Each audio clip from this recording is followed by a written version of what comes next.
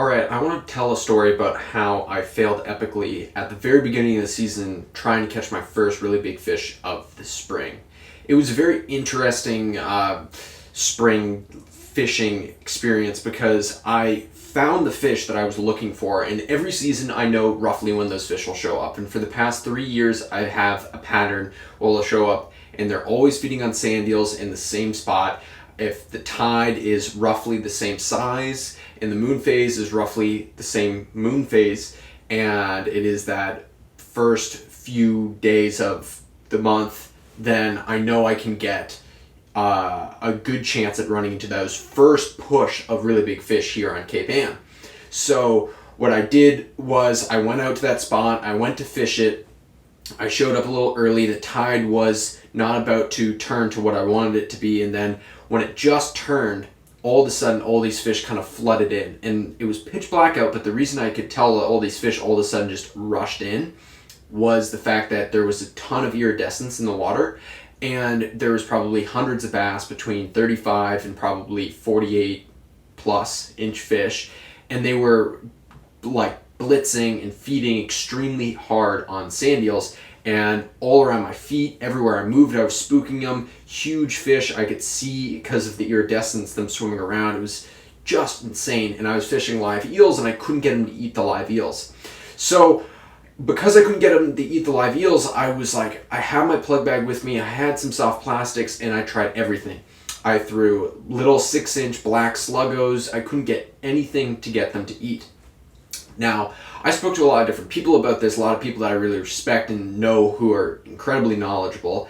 And it was one of those things where a lot of people are like, yeah, that is funny. There are certain scenarios where when those fish just move up into the sand flats, they're kind of, finning around and they're not really feeding hard, but they generally will eat live eels. So what do you do when they don't eat live eels? Now, a few of the suggestions I got was, well, maybe you should try fishing a teaser fly on the leader. So basically what you do is you tie a loop knot onto your leader and you tie a fly, small sand eel imitation fly, onto that leader, and then you have your live eel behind it, and it gives off the impression that the live eel is maybe trying to compete with the striped bass to eat the fly, and the bass might try to eat it, or it's just going to be a smaller presentation that those bass will get attracted to because of all the movement in the live eel, but then see the presentation more similar to what they're feeding on, and they might eat that. So that was one of those things where it was trying to figure out and talk to people and try to figure out how I could catch that fish. But the thing that really made that frustrating and really sucked about that is the fact that in order for me to get to that spot, I had to walk a very long way and I had to drive a very long way to get there. So basically a very long way in my world, which is like 45 to an hour to be able to go fish a spot. It's pretty long for me. So I have stuff kind of like spots I know that produce, and the only reason I'll fish there and put in that amount of effort is because I know there's a very high likelihood that I'll catch those fish, but it's really high risk, high reward, because if you go all the way out there and you drive for an hour and you walk for 30 minutes or an hour and you get to that spot, and most of my spring spots, you got to put a lot of effort in to get to them. So it was very frustrating for me because those fish just weren't quite ready yet for me to catch them. And that's what made it so frustrating, because they were right there, but I couldn't get them. So really, I'm asking you guys the question here. Do you have any tips and tricks for me to get bass that are very finicky on sand eels to eat? Because I'm assuming that I'm probably going to run into a very similar bite this coming spring after the winter's up.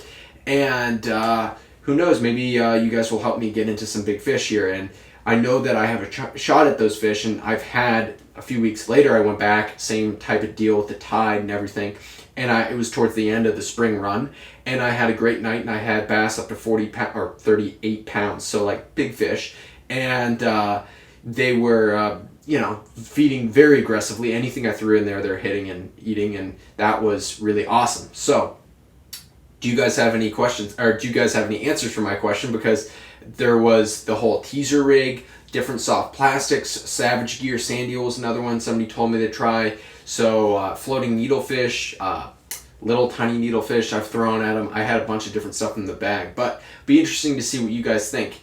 And please leave a comment below to tell me your thoughts on that, or if you've had a similar scenario to what I'm talking about where there were fish feeding on some sort of bait and you couldn't get them to eat because they were being so finicky and picky.